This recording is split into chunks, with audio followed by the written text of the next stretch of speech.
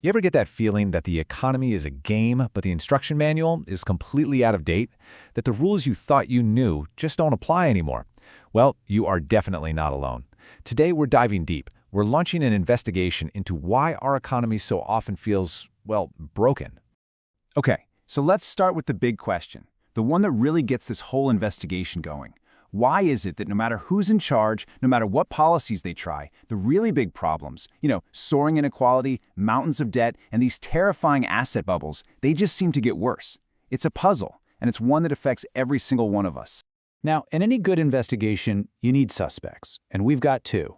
First up is the official story. This is the traditional economic playbook we've all heard about for decades. And then there's our alternate explanation, a totally different way of looking at things using ideas like modern monetary theory, the Cantillon effect, and the velocity of money. We're going to put both to the test and see which one actually explains the world we're living in. To figure this out, we are literally putting the last century on trial. And we're not going to get bogged down in abstract theory here. No. We are going to look at the evidence. We'll compare what policymakers expected to happen with their policies against what the real-world outcomes actually were. Because by looking at the hard evidence, we can see where the mistakes were made and figure out which framework really holds up. So our investigation is going to focus on 4 critical case files. We'll kick things off with that incredible post-war boom. Then, we'll look at the massive policy shift during the neoliberal era.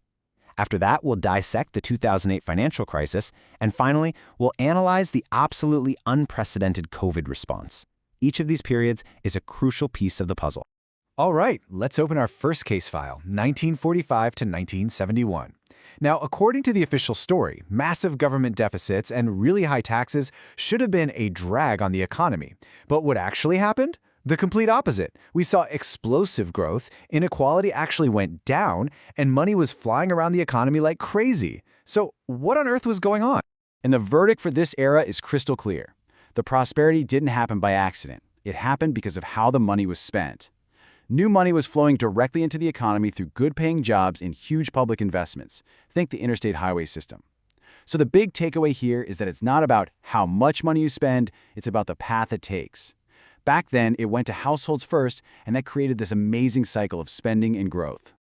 Okay, on to case file number 2, the neoliberal era, from 71 to 2008.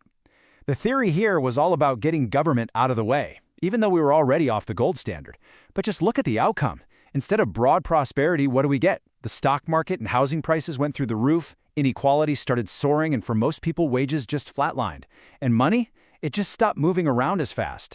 And this really gets to the heart of the problem. The verdict? The official story completely misunderstood the mechanics of money. By changing the rules, new money was routed through the financial system first, through tax cuts and deregulation. And it pretty much just stayed there, blowing up asset bubbles instead of creating real economic activity for everyone else. The real-world outcome couldn't have been more different from what was promised. Which brings us right to the 2008 financial crisis. The traditional response was to rescue the banks with bailouts and this new tool called quantitative easing, or QE, basically creating money to buy assets from banks. The expectation was a strong V-shaped recovery, but the actual result? Well, the stock market took off like a rocket, but the real economy just limped along for years, and the speed at which money circulated totally collapsed. And here's the thing, the verdict here is a huge point for our alternate explanation, because that framework predicted exactly what happened. It said, hey, if you just give money to banks, it's not going to trickle down into wages or real growth, it's just going to pump up the value of financial assets. And that is precisely what the evidence shows. It hit the nail on the head. Our final case file is the most recent, and maybe the most dramatic, the COVID response. The traditional prediction was absolutely dire. Sending checks to people will cause hyperinflation. That's what we heard over and over. But the reality? Well, it was a lot more complicated. We saw a super fast recovery in demand for sure. And yeah, inflation spiked, but it was driven way more by broken supply chains and energy shocks than just by the deficit. The simple hyperinflation story, it just failed the real-world test. So after looking at all this evidence, what's the big reveal? We're ready for the breakthrough? The mystery of why our economy feels so broken isn't solved by looking at how much money is being created. The real clues, the root of the problem, are found when we start asking 2 totally different questions. Where does new money go first, and how fast does it move once it gets there? And that first question leads us to our first major clue. It's called the Cantillon effect. It's this incredibly powerful idea that says new money is never neutral. It's not like rain that falls evenly on everyone. It's more like a fire hose that gets turned on at one specific point in the economy. The people closest to that fire hose get to spend the new money first, before prices go up. They benefit the most, and that simple fact changes, well, everything. And this slide just lays it out so clearly. You can literally see the Cantillon effect in action. In that post-war model, the money fire hose was pointed right at public projects and wages, flowing directly to the general population. But in the more recent model, that hose is pointed at bank reserves, which then flows into buying financial assets. Two completely different entry points leading to two completely different worlds. Our second clue is something called the velocity of money. The easiest way to think about this is like the economy's pulse, or its heartbeat. It just measures how many times a single dollar gets spent in a year. When velocity is high, the heart is pumping strong. Money is moving. People are spending. The economy feels healthy. But when velocity is low, it means the money is getting stuck somewhere. It's being hoarded instead of circulated. And when you actually look at the data, wow, it is genuinely shocking. Since the late 90s, the velocity of money has completely collapsed, hitting record lows. So even as trillions of new dollars were being pumped into the system after 2008, the pulse of the economy was actually getting weaker and weaker.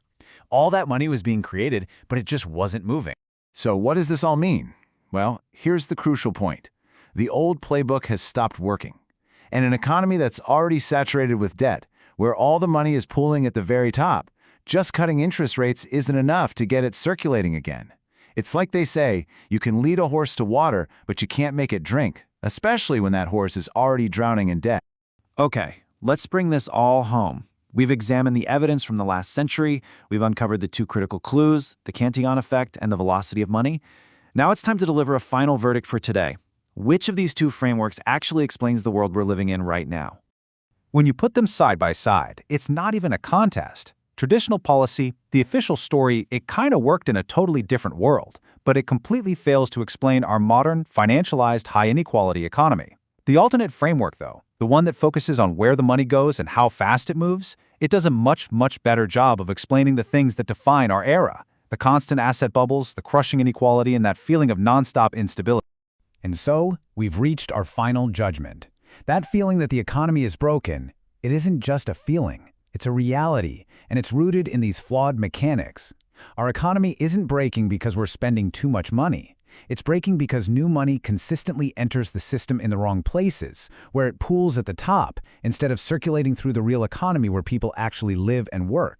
And this leaves us with a final and, honestly, a profound thought. The evidence strongly suggests that this alternate way of seeing the economy is correct, so the debate really needs to change. The question for all of us is no longer if this is how it works. The real question is, knowing this, can we as a society find a way to manage this incredible power ethically and competently? That is the challenge that lies ahead.